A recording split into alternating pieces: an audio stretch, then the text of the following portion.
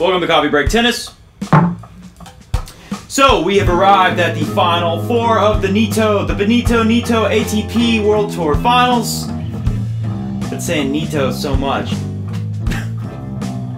We're at the semifinals. My two picks for the final are there in the #1 positions, not playing each other. So I'm halfway there. And instead of making a general preview of the semifinals, I'm kind of skipping ahead. And I'm sorry, because, you know, if Federer loses or Dimitrov loses or they both lose, I'll probably look like a big idiot. But I'm just 100% sure that they're both going to win. Maybe Sock can win. David Goffin, no chance. Unless Roger's bat goes out. Unless aliens from outer space shoot lasers at the O2 Arena and melt it. Unless Pete Sampras flies into town and works with David Goffin on his serve all night tonight and tomorrow morning and gets him ready to serve the match of his life. Otherwise, there's no chance that Roger Federer does not get past David Goffin. So this is the comment I received on the last video from Sharada Campbell. Thank you for your comment, Sharada. I know this is a long way off still, but still, I'm talking about it. Because you know, it's not that long off. It's like 1 day away. I know this is a long way off still, but since Dimitrov is also using the slice and variation, how do you think he's going to fare against Fed if both get to the final? Do you think Dimitrov could prove to be a challenge if he continues playing like he is? I said, yeah, but I still favor Fed over baby Fed. Dimitrov's equipped to win, but this is Fed's house pretty much. First trip for Grigor. Sharada responds, fair point, just worried about all those backhand errors and unusual frustration showing up in Fed's game. This is after the Cilic match. Fed was grumpy old goat in that match a lot of the time. May not be anything, but it's a tad weird. I don't think it's so weird. I think we've seen a lot of Roger getting annoyed in matches where the game's not clicking and the timing's not there right away. I think Roger's been like that his whole career. I just think now that he's older, he experiences more stalls when he gets out there. He'll have like, oh, God, I'm having to wait forever for my forehand to be at full speed. It's just annoying as you get older. And he's a grumpy old goat now. I'll take it. Still winning. Still playing the best overall. So, let's assume, I'm just going to put my picks out there. I still think Grigor gets through. I think the Sock match can be close, can be complicated. I think Sock can win. I think Grigor is overwhelming favorite. Grigor has to do what he's been doing and win that match. And of course, I think Federer beats Goffin, no problem. So, let's skip past that and talk about a Fed versus baby Fed final. I wanted to look into the numbers to prove what I've been talking about. You guys know I love to find the numbers and data to back up what I'm saying. So first, I look at the serve statistics, because this court especially, serve is so important everywhere you go, but especially on these fast courts, the serve, it's so important to get that good serve in and set yourself up to finish the point with just a little put-away forehand or backhand or volley or whatever.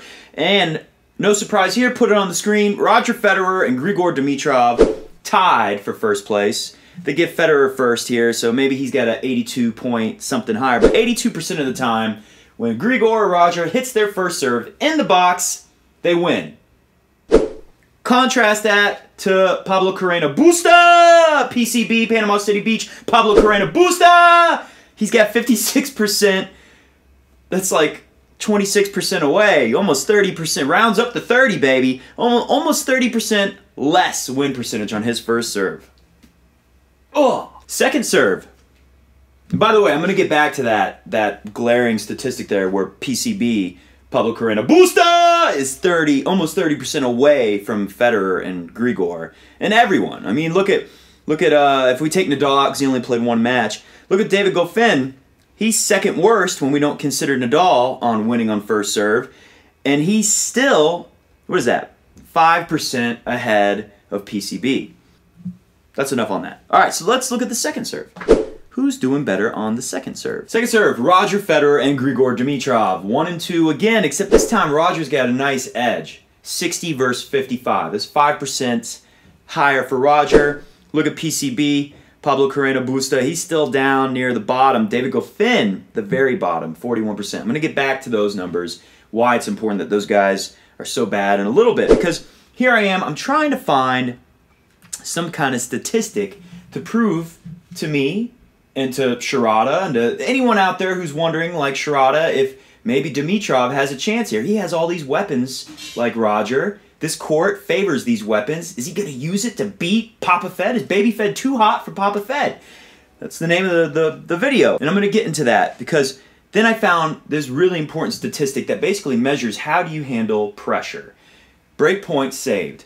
Look at first place, Roger Federer. No surprise, 83% of the time when you have a break point opportunity on his serve, 83% of the time Roger wins it. Who's dead last? Not PCB, Pablo Carreno Busta, not David Goffin. Grigor Dimitrov. 33%. That's a staggering 50% less than Roger. So right there, I got my big number to back it up. I got you. There's the glaring difference. Roger's going to handle the pressure so much better. But you got to be scratching your head over thinking, yeah, but Grigor's been just destroying people that he's played in this tournament other than the first match with Team. You know, did he bagel them or just give them breadsticks? 6-1s like all around for Goffin and Pablo Carreno Busta. You are on the right track if that's what you're thinking, because look at this. Yeah, Federer's saving the break points way better, but it's because he's faced 12 break points, whereas Grigor has only faced 3. So Federer saves 10 out of 12, Grigor saves 1 out of 3. Do the math. 1 out of 3 is 33%. It looks terrible, but really, he's only faced 3 break points on his serve. He's been serving great to avoid facing more, whereas Federer's faced 12. So my big takeaway from that is it doesn't mean a whole lot because we only saw 3 break point chances for Grigor. So there's 2 that he couldn't win on. There's 2 that Federer couldn't win on, 10 out of 12. That tells me that they've both only been broken twice out of the whole tournament, out of 3 matches. So that's an average of less than 1 break per match. That's pretty outstanding. So so far these numbers are showing me that we're going to have a really tight match for Federer and Grigor, right? Well, in my quest to find the numbers to prove that Roger is so much better, I stumble across these numbers. Who's the best in the first serve return win percentage? It's Grigor. And Roger's only 4th. Grigor 35%, Roger 28%, 7% higher. What about second serve? Grigor on top. 61% of the time, Federer 47%. So he's 7% behind on first serve return points won. He's 14% behind Grigor on second serve return points won. So if we're keeping things real simple, Fed fans, oh my God, we're getting kind of nervous out there. Getting kind of nervous out there, Fed heads. So if we keep things real simple, Fed heads, we're probably getting a little nervous out there. I mean, yeah, Roger's doing a little better in second serve, and they're tied in first serve, but when it comes to returning, Grigor's way ahead of Roger. If they're even here on serve, but on return, Grigor's ahead, there you go. Grigor breaks first, holds just as often as Roger, he wins.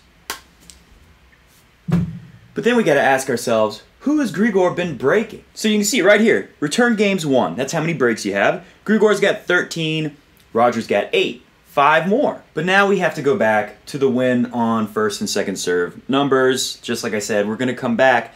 Who are these guys that Grigor is breaking way more often than Roger?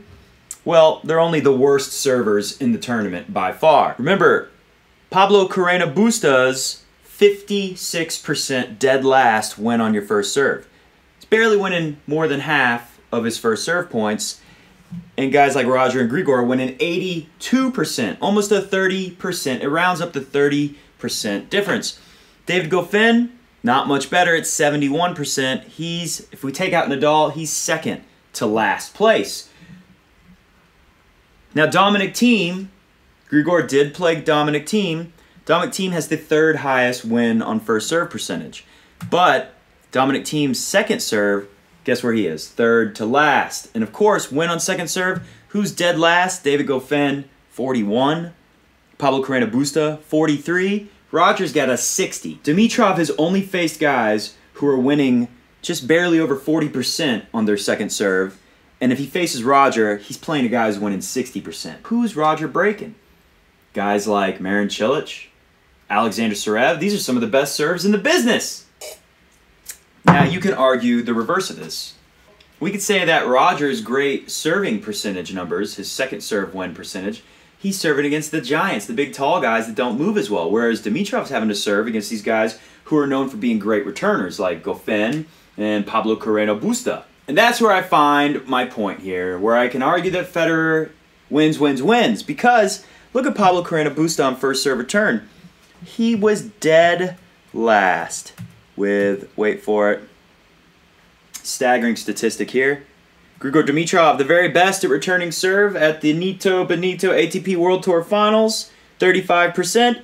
And Pablo Carreno Busta, 8%. Dead last. This surface can neutralize your typical good returner. This is a surface that can neutralize a good returner. Now, you might be at home, you might be watching this on your phone or your computer screaming at the screen right now saying, well, what about Djokovic and Murray? They've won this tournament and they're known for their return games, but they also are known for having pretty effective serve games too. I mean, Djokovic's serve, that's what put him over the edge. He was always a 3, a 4, a top 10 guy, couldn't break into number 1, number 2 for the longest time until he worked on his serve. He made his serve better, he made his serve more reliable and more of a weapon. But like Wimbledon, this is a tournament, the Nitto ATP World Tour Finals, where a great serve is just going to be so hard to beat. And if you're a great returner, that's going to really help you. It helped Murray and Djokovic, obviously. But you got to hold your own serve. And these guys that Dimitrov has had to play were not very great at holding their own serve. So that brings me to, if you're wondering, how's he going to beat Jack Sock? Well, let's look at Jack Sock. I came up with this ranking system where you take wins on first serve rank, like as in Roger ranks number 1 on win on first serve statistics. He ranks number 1 on win on second serve. So we'll combine that number. The lower number you have, the better you are. Roger's first and first. 1 + 1 is 2. Pablo Carreno Busta, on the other hand, comes in 9th place on first serve, so he gets a 9 plus an 8 for his 8th place second serve win percentage. And 9 plus 8 is 17. So there you go. Federer ranks 2. The lower the better. Pablo Carreno Busta ranks 17. David Goffin, he would rank 9 plus 7, 16. Not much better. Now Dominic Thiem, he was 3rd place on win on first serve, but he was 7th place on win on second serve, so he scores a 10. What does Jack Sock score? 6th place on first serve, 4th place on second serve. It's a 10, and that's why I think Grigor is going to win this match, but it's going to be another dogfight like it was with Dominic Thiem, because Jack Sock has a lot of weapons, unless Grigor can really attack that Jack Sock backhand. Now, Jack Sock is like one of the best guys in the world at running around the backhand, and he really needs to be because his forehand's one of the best. His backhand, for a top 100 tennis player, one of the worst.